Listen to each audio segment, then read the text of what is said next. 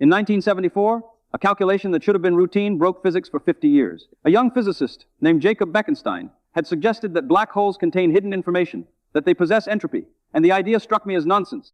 My goal was to demolish his theory with mathematics, but the equations led somewhere unexpected, and I ended up proving him right in a way neither of us anticipated.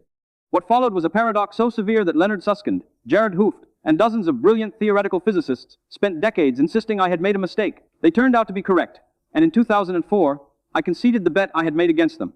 Here is what most people miss about that story. Being wrong about black holes revealed something far more disturbing about reality itself. Space and time, the stage where you believe everything happens, do not actually exist in the way you imagine, and I can show you exactly why that is true. Most people carry around a picture of space as emptiness, as the void between objects, as a kind of cosmic container holding everything in place. Time feels like a river in this picture, flowing steadily from past to future, ticking away at the same rate for everyone everywhere. That picture is not just incomplete, it is devastatingly wrong, and the wrongness only becomes visible when you push physics to its absolute limits. Those limits exist at the crushing centers of black holes, at the explosive birth of the cosmos itself, and at scales so impossibly small that the very concept of distance stops making sense. Albert Einstein demonstrated in 1915 that space and time are not separate things at all, and what he showed was that they form a single four-dimensional fabric called space-time. Mass and energy warp this fabric, creating curves and dimples throughout its structure, and what we experience as gravity is simply objects following the contours of that curved geometry. A planet orbiting a star is not being pulled by an invisible force, but instead follows the straightest possible path through space-time that the star's mass has bent. Roger Penrose at Oxford and I at Cambridge approached these deep problems from different mathematical directions, and what we discovered together was that Einstein's beautiful theory contains within it the seeds of its own destruction. When a massive star exhausts its nuclear fuel, the outward pressure of fusion disappears, and the star begins collapsing under its own gravity. Penrose proved something stunning in 1965, which was that if general relativity is correct, and the collapse proceeds far enough, no force in the universe can stop what happens next. The matter crushes itself down to a single point of infinite density and infinite curvature, a place physicists call a singularity. John Wheeler at Princeton coined the term black hole to describe these objects, and he understood what singularities meant for physics. When the equations of general relativity produce infinities, nature is telling us we have made a fundamental error, that we have pushed our theory past the boundary where it remains valid. The mathematics does not just become difficult at a singularity, it becomes meaningless. Working together, Penrose and I proved that singularities are not exotic edge cases, but inevitable features of space-time. Under remarkably general conditions, general relativity demands that these points of breakdown must exist. Every black hole harbors one at its center, hidden behind an event horizon where nothing can escape. Running the history of the universe backward, following the expansion in reverse, leads to the same conclusion. The cosmos itself must have begun in a singularity, the event we call the Big Bang. The implications of this deserve careful attention. At the Big Bang singularity, space-time itself had a beginning, which means there was no space before the Big Bang and no time before it either. Asking what happened before the Big Bang is like asking what lies north of the North Pole, and every physicist uses that analogy now. But let me tell you what I actually think about when I try to visualize this boundary. I think of the moment before waking from dreamless sleep, where there is no experience and no sense of time passing, not because something blocks awareness, but because the framework for experience does not yet apply. The Big Bang is the universe waking up, space-time beginning to exist where nothing existed before. General relativity remains our best theory of gravity, confirmed by experiment after experiment. And the 2015 detection of gravitational waves by LIGO crowned it again by revealing ripples in space-time from colliding black holes. And yet this same theory predicts its own failure at the most important moments, at the origin of everything, and at the centers of nature's most extreme objects. That is where quantum mechanics enters the picture and changes everything we thought we understood. My work in the early 1970s focused on what happens when quantum mechanics meets black holes. And the starting point was something Werner Heisenberg discovered in 1927. His uncertainty principle reveals that nature operates on borrowed time in the most literal sense, because energy can appear from nothing as long as it vanishes quickly enough.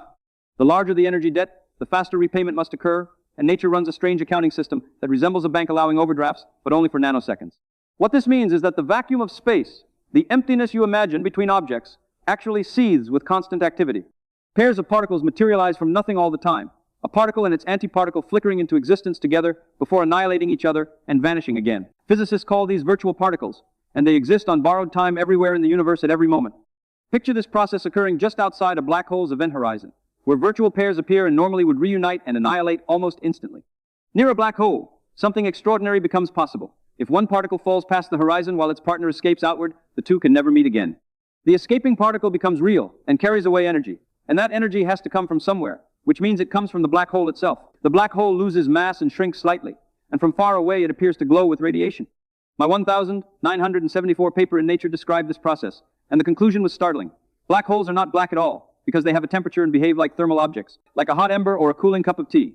A black hole with the mass of our sun would have a temperature far below the cosmic microwave background, barely above absolute zero, which means it absorbs more energy than it emits under current conditions. But given enough time in isolation from the universe, every black hole will radiate away all its mass and evaporate completely. For a stellar mass black hole, that process takes roughly 10 to the power of 67 years, vastly longer than the current age of the cosmos, but it will happen eventually.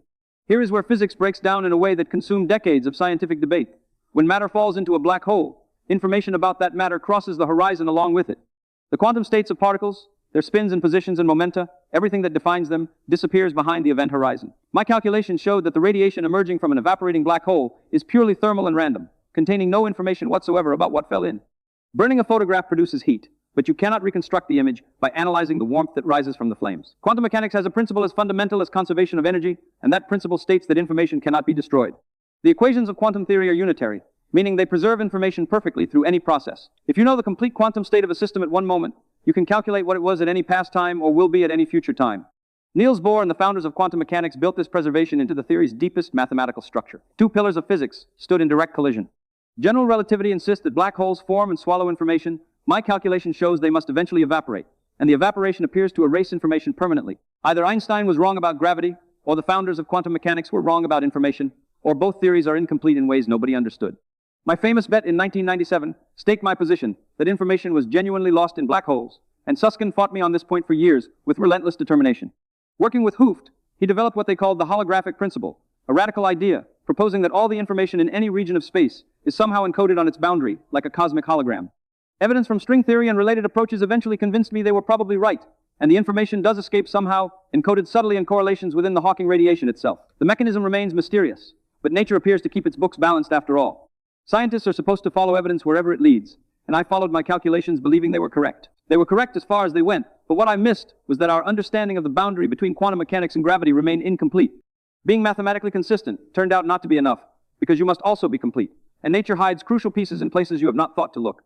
The conflict between general relativity and quantum mechanics is not a technical problem that specialists argue about in obscure journals. It represents a crisis at the foundations of physics itself. These are humanity's two greatest theories about how the universe works. General relativity describes gravity and the architecture of the cosmos at the largest scales. Quantum mechanics describes everything else, including particles and forces and atoms and light. Both theories have been tested to extraordinary precision, and both work brilliantly within their own domains, yet they remain fundamentally incompatible with each other. General relativity treats space-time as a smooth and continuous fabric that bends and stretches. Quantum mechanics treats everything else as quantized, meaning it comes in discrete chunks rather than continuous flows. Particles have spin in half-integer multiples of Max Planck's constant, energy levels in atoms are quantized, and light arrives in packets called photons. Attempting to quantize space-time itself produces calculations that give nonsense answers, infinities that cannot be removed no matter what mathematical techniques you apply. The standard methods that work beautifully for other quantum theories fail catastrophically when applied to gravity. What this failure tells us is something important about the nature of reality. At the smallest scales, at what we call the Planck length of about 10 to the minus 35 meters, named for Max Planck, who started the quantum revolution in 1900, space-time cannot be the smooth continuum Einstein described. Something else must be happening at that scale, some kind of quantum structure or granularity or foam-like character that our current theories cannot capture. Computer scientists have a concept called computational irreducibility, which describes processes that cannot be predicted without actually running them step by step. The universe appears to have a similar problem with space-time at the smallest scales. Space-time may not be fundamental at all, but emergent, arising from something deeper, the way temperature emerges from molecular motion, or the way a flock of starlings forms patterns no single bird intended. The stage is not set before the play begins, because the stage is the play itself, constructing itself moment by moment as it unfolds. Working with James Hartle, I developed a proposal addressing the Big Bang singularity using something called imaginary time, a mathematical technique where time gets treated as another spatial dimension through a specific rotation that quantum field theorists call Wick rotation. When you apply this technique, the singularity smooths out and disappears, leaving no boundary and no edge. The universe becomes self-contained like the surface of a sphere, where you can travel anywhere without ever reaching an end. Asking what came before the Big Bang ceases to be a meaningful question, just as asking what lies south of the South Pole makes no sense on a globe. Time as we measure it with clocks emerges from the quantum state of the universe itself, rather than existing as a fixed background. The implications of this extend further than most people realize. Quantum mechanics tells us that a system does not follow a single path through time, but follows all possible paths simultaneously, with each path weighted by a probability amplitude.